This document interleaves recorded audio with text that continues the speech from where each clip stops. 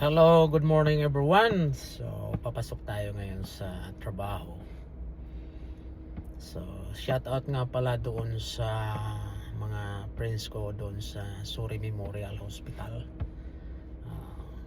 Lahat-lahat hindi ko na kayo isa-isahin. Filipinos friend and even non-Filipinos friend. So, good morning. So, may content tayo ngayon. Magko-content tayo ngayon about sa nangyayari sa Pilipinas, but sorry to all my FB non-Filipinos, my FB friend and non-Filipinos, kasi my topic today is about the little problem in Philippines about corruption, about politics. So to all my non-Filipinos friends, just skip this video. Maybe you can't understand about this. So wala na tayong paligoy-ligoy pa. So iko-content natin kasi ang bangayan ngayon ng mga senador. So by the way pala, bago ako magpatuloy, baka sabihin nyo na one-sided ako, pero ito lang ipapaalam ko sa inyo. 10 years na po hindi ako bumuboto sa Pilipinas, either na kung saan man ang gusto kong politiko o saang ano. So wala na yon kasi ang concern ko lang dito, kahit hindi na ako bumuboto, kasi ang mga kamag-anak ko nasa Pilipinas pa rin, no? So ito ngayon, tumbukin na natin diretso yung nangyayari sa Senado about sa flood control. So mga senador nagpalitan ng mga committee kung ano, hanggang ito na ang punto doon kaya nagkakainitan ngayon si Lacson at Cayetano.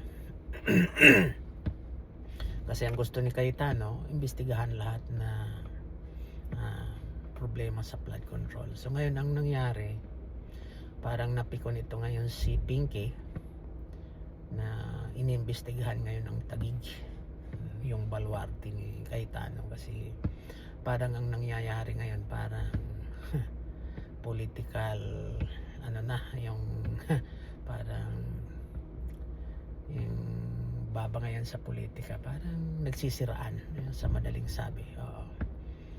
So ngayon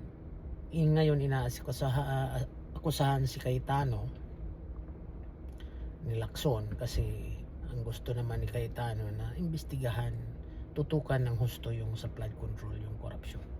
So ngayon napikon ngayon si si Pinky. Biruin mo. So kayong nanonood ngayon, mag-isip na kayo kung sino ang nagsasabi ng totoo. Kasi ang sabi ni Lacson, may corruption, may anomalya sa mga flood control sa Taguig.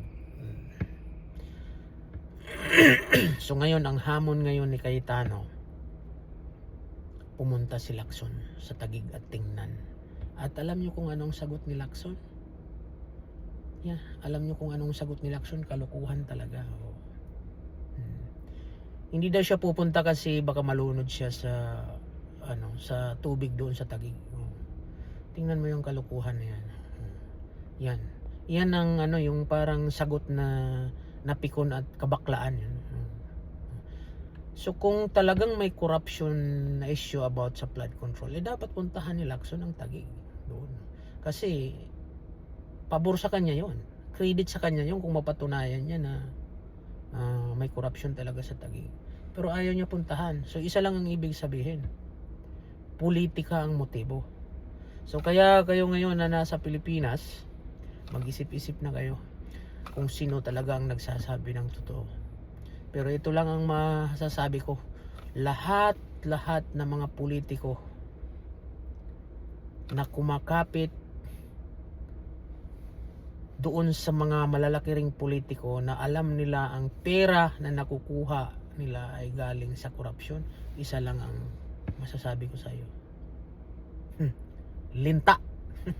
Alam niyo ba yung linta? Yan. Sumisip-sip ng dugo. Kung saan yung may dugo, doon sila sumisip-sip.